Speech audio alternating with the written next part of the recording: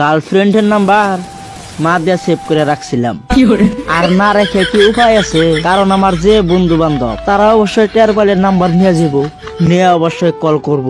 সেই জন্য গার্লফ্রেন্ডের নাম্বার আমি মা দিয়ে সেভ করে রাখছি।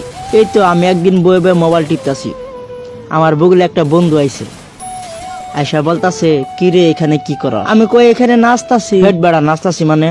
আমি কই তুই 10টা আমি বয়ে বয়ে মোবাইল টিপতাছি, তারপরে কেন বলাস আমি এখানে কি করি?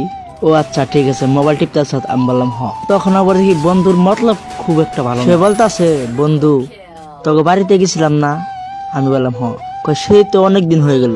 কয় তোর মা তো অনেক ভালো রে, নিজের সন্তানের মতন করে আমাদেরকে রেন্দে বেড়ে খাওয়াইছিল। পরে এই কথা শোনার পর আমি তো মনে মনে ভাবলাম ওর মতলব ভালো না। পরে আমি বসা মানুষ এক ঝাঁকি দিয়ে উঠছি, ওইটা কি করলাম তাড়াতাড়ি আমার মোবাইলটা পকেটে ঢুকাইলাম। পকেটে ঢুকানোর পরে বন্ধু বলতাছে আমিনুল তোর মায়ের সঙ্গে অনেকদিন ধরে কথা কই না রে, কয়েকটা কল দেন রে, তোর মায়ের সঙ্গে অল্প কথা কই।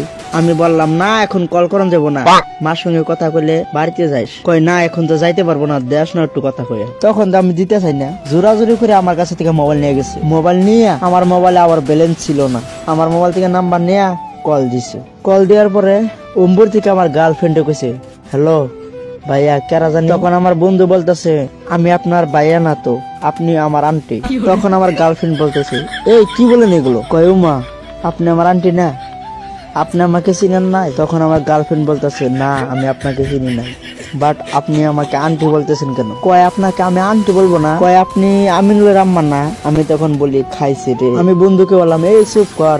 বন্ধু কয় চুপ থাক আমি কথা কই না। তখন বন্ধু বলে এই আপনি আমিনুলের আম্মা না। আমি কই এই চুপ থাক। আমার গার্লফ্রেন্ডে কয় আম্মা মানে?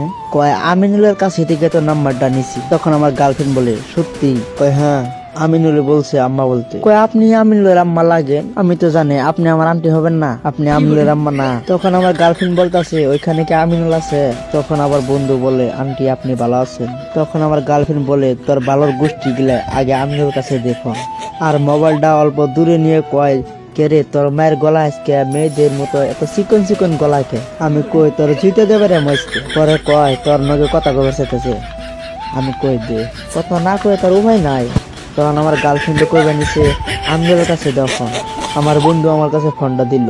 তখন আমার গার্লফ্রেন্ড আমার সোজাসুজি বলে কেমন আছো বাবা? তখন আমি মনে মনে ভাবি হাই এগুলো কি বলে? আমি কই ঢেই কি বলো এগুলা? তখন আমার গার্লফ্রেন্ড বললো তুমি আমাকে আম্মা বলতে পারো, আমি তোমাকে বাবা রাখতে পারবো না।